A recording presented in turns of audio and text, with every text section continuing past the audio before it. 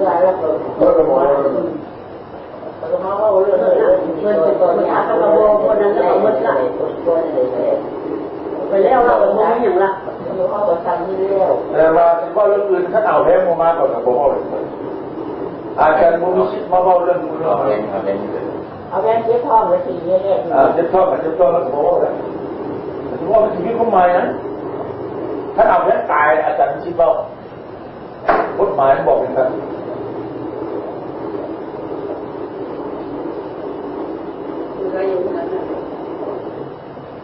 เรามาเท่านั้นเร็วไปมันโบแล้วหรอกมันโบแล้วหรอกแล้วพอสักเดือนที่แล้วมันเดียวเพราะว่าก่อนนี้มันมีของมันตายไม่ดีตอนนึงว่าเจ้าเอาอันเอกสารตัวนี้เงินแล้วมันมาก่อนเงินตัวนี้นะตอนนึงมันละเงินนั้นโมเมนต์เงินนั่นดินตัวอะไรนั่นโอนเงินแล้วละเงินมาเก้าเหลือมาที่คำเอาให้แล้วเราโมเบิ้งว่าให้เราโมเบิ้งเพราะอาจารย์เราบุญมีเจ็บเราเป็นไทยตัวมันเป็นเจ้าหมู่การปกครองงานโคตรมาเป็นอย่างนี้ลูกหลานนี่เจ้าอาเลยงานเลยนี่เจ้าอาเลยเจ้าอาเลยมานั่งฟังนั่งพวกเรามาเอาใจมาจะมาเอามาเดี๋ยวมาโอ้ไม่ทันแล้วลูกหลานก็ไม่ติดอยู่แต่เขาไปเสียเงินค่าการดินการดอนเขาต้องมาแจ้งอย่างนี้จ้ะใบอันนี้เขาอยู่ลูกหลานได้เขาเสียการดินเขาก็เริ่มคิดอย่างนี้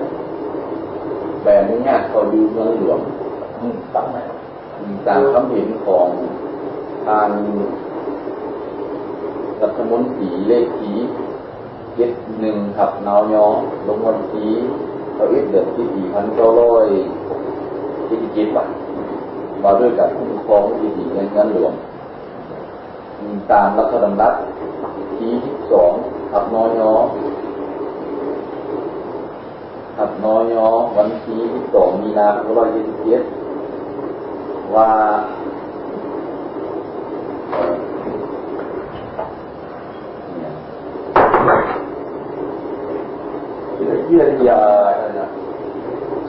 ด้านมาตรการการอยู่เงินหลวงและ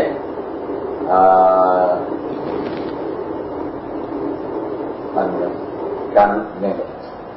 ทางบัตรรัฐคาเซาอิงตามมติทุกลงของสภารัฐมนตรีเลขที่113ทับนอยลงวันที่1 เดือน 2577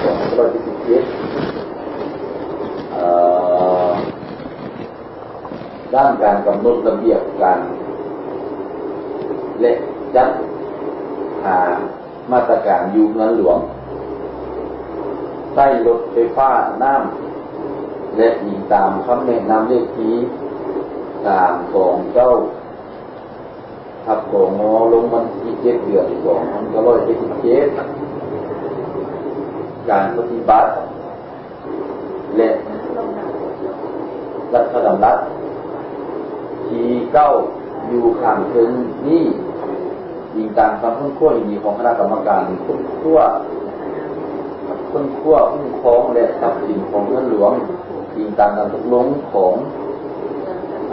ทางประธานคณะกรรมการคุ้มครองเงินหลวงจึงอนุมัติให้สหายบัววันพนักงานอยู่กองพัฒนาอากาศกระทรวงป้องกันประเทศเข้าอยู่เงินเลขที่โมไซ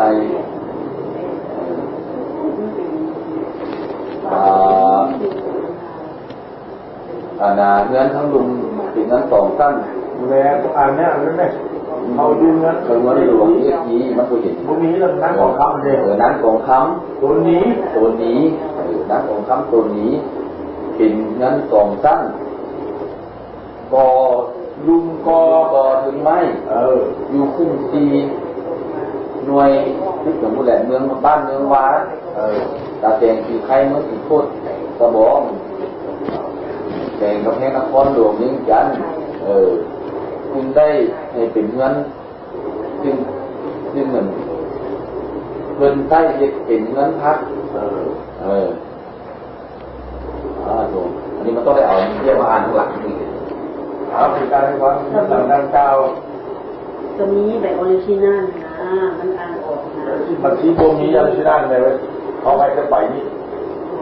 ได้ใบนี้เจ้าเสียได้พันเท่าไหร่เจ้าเสียพัน โอ้ เสียเงินมันไม่เสียหน่อยได้ใบนี้เนี่ย อ่านก็ได้อันน่ะมีได้หักหรืองานเนี่ยเขาดีนี่บอกให้ว่าตัวนี้เป็นใบที่ว่าเขายึดเงินแล้วเอาลัดนี่อนุมัติให้เท่าวันนะให้ฟังวันนี้ฟังให้ตายโบวันฟังเนาะตายโบวันมียึดแล้วและอนุญาตให้เขาอยู่วันนี้เท่า6 เดือน6,100แต่ทิปกรรมการคุ้มครองและครับนั้นหลวงหมายความว่าตัวนี้รวมทั้งของเงินเอาประกันเงินเอาแผงมันแหละอยู่ในดินตัวเดียวกันนี้มีอยู่เยอะเนาะถ้าทำในทางวงดูเช่นท่านที่เท่าทำในทางวงหูว่าเป็นสิ่งที่มุกในสาวมันไม่เน็ตปักคำอ่ะมันหูจะว่าเงินได้ทำมันหูเฮ้ยงอเมียมันบอกดูรถเราบอกเส้นเราเวลานั้นน่ะเส้นบอกวันนี้พักวันนี้ประคำวัน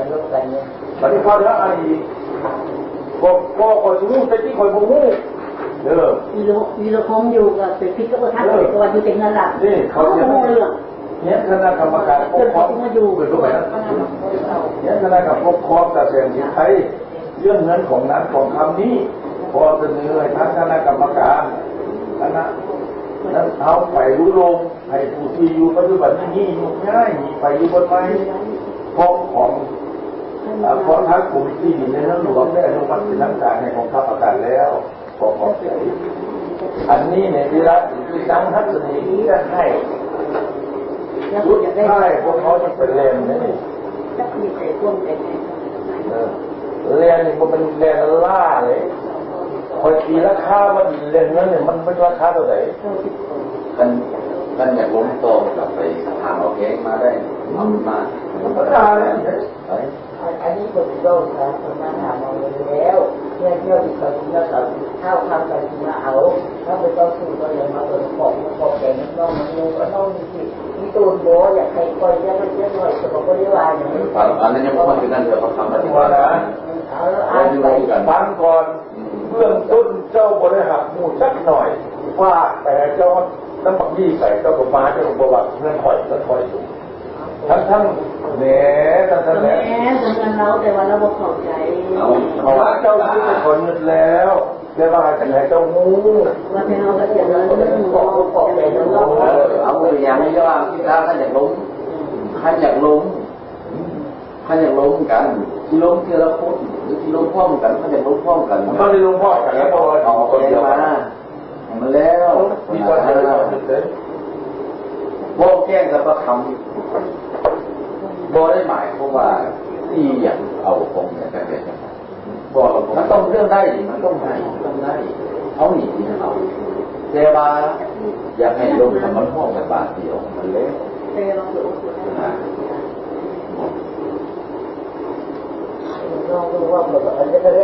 แต่ว่าอันนี้ว่าอย่างไรนี่ประคำอันนี้บอกให้ฟังเด้อเพราะฉะนั้นคือว่าคิด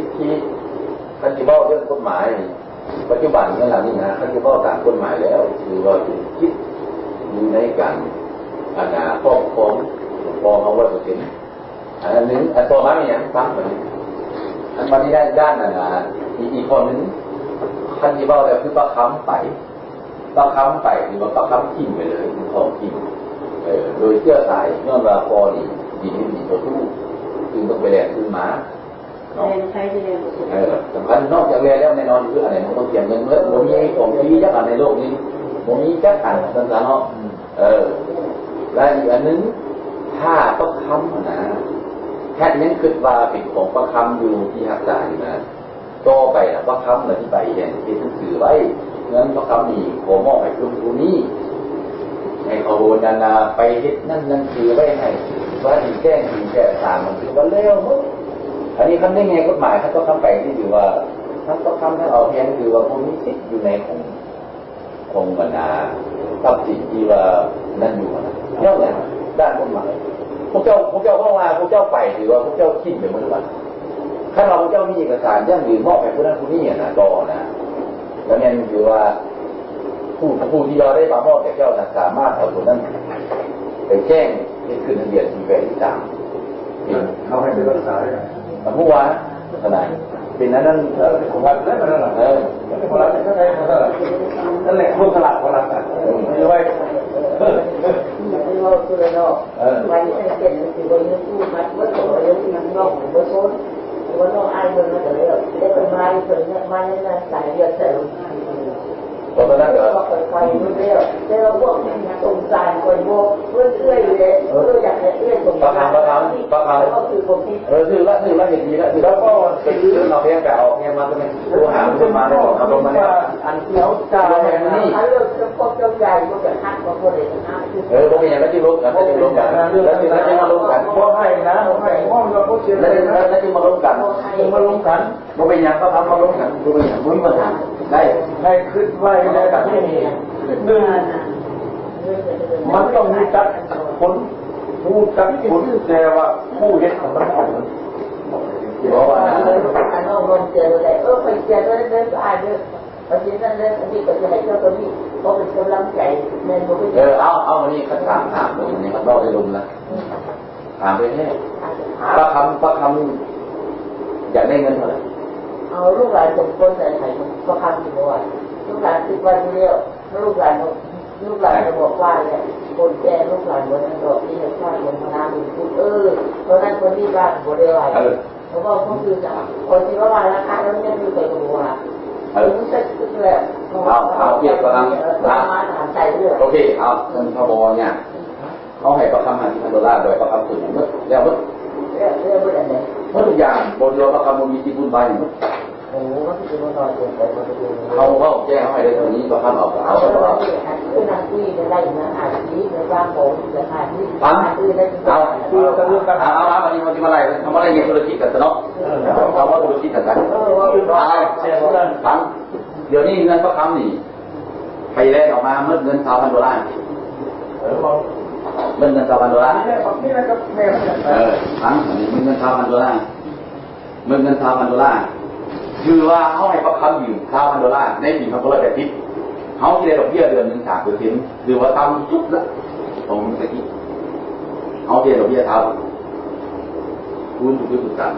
$600ต่อเดือนคูณปีหนึ่ง12 ปีมาฮอดมือนี้ปี2016ผ่านมาได้36 ปีคูณ36 ปีเป็น$2,559,200บวกกับเงินเฮาลงทุนไป$1,000ทองแกง$99,200บวกกับเสียที่ดีประมาณอยู่เกือบ$5,000ในจำนวน36 ปีเป็นทองแกง$4,000ป้าคำไปหาเงินมาดีเขามอบเงินคืนเอาแล้วโบราณครับเอาเท่าไหร่และตัวดีตัวอื่นมาว่าผมเกิดประคำที่นี้อยู่คือตัวหลักแปดเอาว่านี้ไงธุรกิจอันนี้เพราะฉะนั้นป้าเอาที่ป้าค้าไปเจ้าถ่ายนั้นนี่ได้อะไรกระยาแล้วเอาเงินมาให้เขาตัวนี้พอขั้นดีของประคำของเอาเอง